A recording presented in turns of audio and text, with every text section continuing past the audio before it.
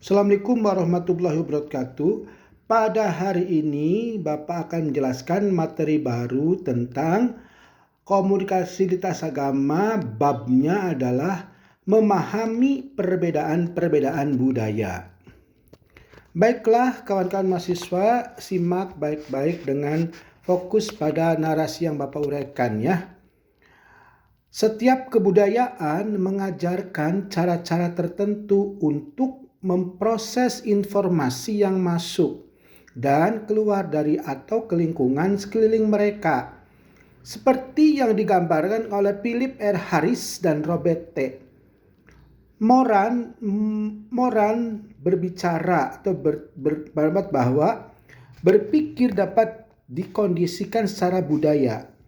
Budaya-budaya timur melukiskan sesuatu dengan menggunakan visualisasi. Sedangkan budaya barat cenderung menggunakan ciri-ciri yang diketahui mengenai suatu subjek. Ia memberikan kerangka untuk memikirkan atau menganalisis suatu topik mengenai pengalaman tertentu. Princeton T. Neje berpendapat bahwa wanita-wanita sulit memegang peranan-peranan kepemimpinan karena dapat sedikit memimpin wanita yang bisa dijadikan model dan masyarakat memperlakukan wanita demikian sebagai orang-orang yang menyimpang atau deviance. Demikian laporan para peneliti dari The Educational Testing Service. Dalam diskusi-diskusi kelas, gagasan-gagasan kaum wanitanya dan guru-guru jarang menugaskan wanita-wanita untuk memegang peranan-peranan kepemimpinan kelas. Stereotip seks tersebut perlu dibalikkan. Demikian pendapat para peneliti. Queen Hage yang hidup di Alaska berpendapat bahwa orang-orang pribumi di pedesaan Alaska terperangkap di antara dua dunia modern dan dunia tradisional. Mereka semakin khawatir bahwa kehidupan mencari nafkah mereka yang merupakan basis budaya akan terjepit oleh masyarakat teknologi yang maju. Penghidupan orang-orang Eskimo lebih daripada sekedar penunjang. Penghidupan mereka itu sungguh-sungguh suatu cara hidup, bukan hanya makanan untuk perut, tetapi juga makanan untuk jiwa. Tokyo yang ada di Jepang adalah tempat para eksekutif restoran hamburger McDonald yang menyadari ketika mereka mendirikan usaha di sini 8 tahun yang lalu, mereka harus menyesuaikan diri dengan sikap-sikap orang-orang Jepang daripada hanya meniru operasi-operasi yang dilakukan orang-orang Amerika. Karena itu, restoran McDonald pertama didirikan di suatu lokasi yang prestisius, mengesankan orang-orang Jepang yang akan menganggapnya suatu perusahaan kelas 2 bila restoran itu didirikan di pinggiran kota.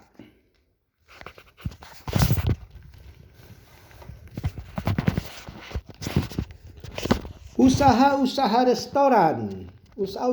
restoran McDonald di sini telah berhasil karena mereka berusaha memahami perilaku orang-orang Jepang dan secara efektif mengatasi adat istiadat di Jepang yang berbeda.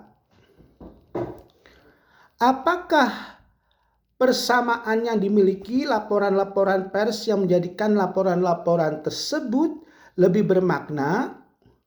Tentu saja konsep budaya. Budaya adalah suatu alat yang berguna untuk memahami perilaku manusia di seluruh bumi, juga di negeri kita sendiri. Pandangan-pandangan mengenai konsep ini terutama berasal dari ilmu-ilmu perilaku manusia atau behavioral science yaitu sosiologi, psikologi, dan antropologi.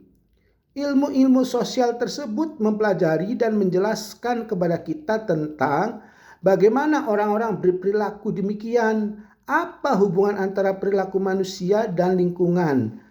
Kita masing-masing cenderung memandang perilaku-perilaku orang lain dalam konteks latar belakang kita sendiri.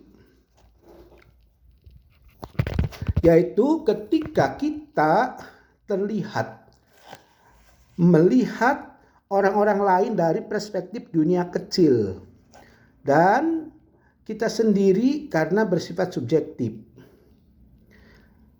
Antropologi sosial khususnya membantu kita untuk menyeimbangkan perspektif kita dengan memberikan cara-cara yang objektif tentang menganalisis dan mengapresiasi kemiripan-kemiripan dan perbedaan-perbedaan budaya. Misalnya, dalam masyarakat kita, kemiskinan dianggap suatu hambatan dan suatu kondisi yang harus diatasi. Sedangkan di negeri-negeri lainnya, kemiskinan itu dibenarkan atau bahkan dianggap sebagai berkah. Pada dasarnya, manusia-manusia menciptakan budaya atau lingkungan sosial sebagai suatu adaptasi terhadap lingkungan fisik dan biologis mereka. Kebiasaan-kebiasaan, praktek-praktek, dan tradisi-tradisi untuk terus hidup dan berkembang diwariskan oleh suatu generasi ke generasi lainnya dalam suatu masyarakat tertentu. Pada gilirannya, kelompok atau ras tersebut tidak menyadari dari mana asal warisan kebijaksanaan tersebut. Generasi-generasi berikutnya terkondisikan untuk menerima kebenaran-kebenaran tentang kehidupan di sekitar mereka, pantangan-pantangan dan nilai-nilai tertentu yang ditetapkan, dan melalui banyak cara orang-orang menerima penjelasan tentang perilaku yang dapat diterima untuk hidup dalam masyarakat tersebut. Budaya mempengaruhi dan dipengaruhi oleh setiap faset aktivitas manusia. Individu-individu sangat cenderung menerima dan mempercayai apa yang dikatakan budaya mereka. Kita dipengaruhi oleh adat dan pengetahuan masyarakat di mana kita dibesarkan dan tinggal.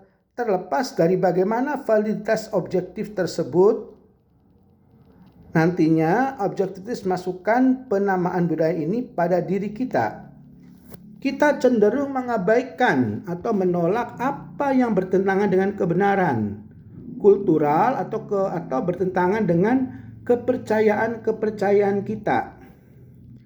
Ini seringkali merupakan landasan yang bagi prasangka yang tumbuh di antara para anggota kelompok-kelompok lain, bagi penolakan untuk berubah ketika gagasan-gagasan yang sudah mapan menghadapi tantangan. Masalah akan muncul bila suatu budaya dan cara berpikirnya tertinggal di belakang penemuan-penemuan dan realitas-realitas baru. Kemajuan-kemajuan ilmu dan teknologi misalnya telah jauh mendahului ajaran-ajaran kultural masyarakat. Ini merupakan salah satu efek samping akselerasi perubahan yang menimbulkan jurang budaya, yaitu cultural gap. Manajer-manajer modern bekerja dalam lingkungan-lingkungannya, dalam arti lingkungan-lingkungan multibudaya, dan perlu memahami apa yang terjadi dalam lingkungan tersebut, serta mengembangkan kemampuan untuk mengatasi masalah-masalah perbedaan budaya yang timbul. Dengan demikian, perilaku kelompok manapun untuk mencapai tujuan itu, maka penting untuk mengetahui makna budaya dan cara-cara menganalisis perwujudan yang berbeda-beda. Nah, sekarang bagian A lebih dikhususkan lagi, yaitu bagaimana parameter budaya. Nah, sekarang bagian A yang pertama yang akan dibahas adalah parameter budaya. Budaya adalah gaya hidup unik suatu kelompok manusia tertentu. Budaya bukanlah suatu yang dimiliki oleh sebagian orang dan tidak dimiliki oleh sebagian orang lainnya. Budaya dimiliki oleh seluruh manusia dan dengan demikian merupakan suatu faktor pemersatu. Orang-orang yang kerdil Afrika dan orang-orang angkatan laut di Amerika Serikat memiliki persamaan dalam bentuk-bentuk budaya tertentu. Meskipun kita semua punya persamaan dalam bentuk-bentuk kebudayaan, misalnya bahasa dan makanan yang kita proses, terdapat aneka ragam perilaku manusia.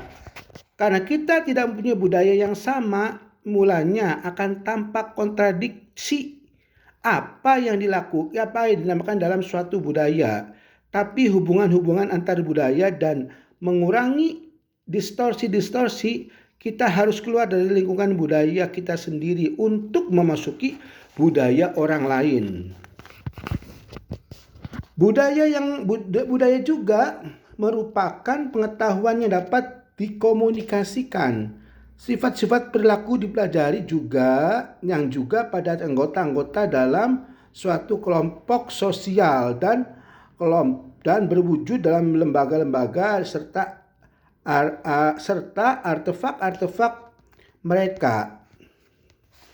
E.B. Taylor, seorang antropolog atau bapaknya antropolog, berpendapat.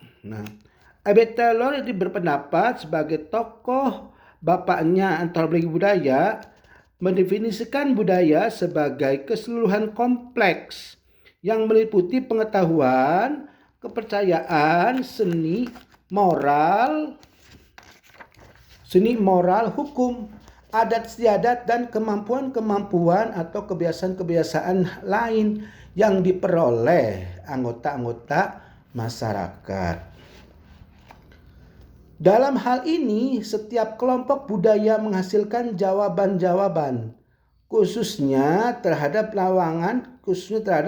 tantangan-tantangan yang hidup secara kelahiran, penimbunan, pertumbuhan, hubungan sosial, dan bahan kematian. Karena orang-orang yang menyesuaikan diri dengan keadaan ganjil yang mereka temukan di bumi, kebiasaan hidup sehari-hari timbul mandiri, gimana mandi, berpakaian, makan, bekerja, bermain, dan lain-lain. Jadi hanya berpikir teologis saja, ya, tidak berpikir tentang keumatan pada umumnya. Manusia menciptakan budaya tidak hanya sebagai suatu mekanisme adaptif terhadap lingkungan biologis dan geofisik mereka, tetapi juga sebagai alat untuk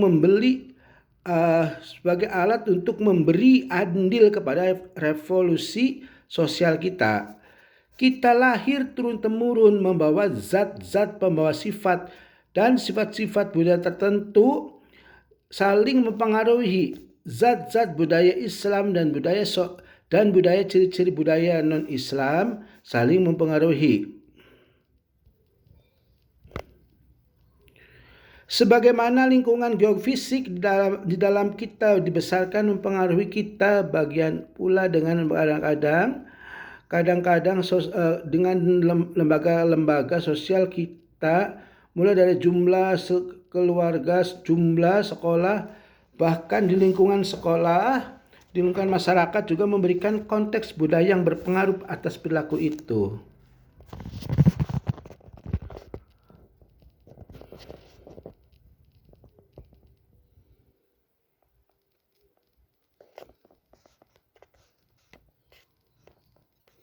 Paradoks budaya ini nampak jelas dalam hidup sehari-hari dan atau hidup yang berkerumun. Pada dasarnya tampak bahwa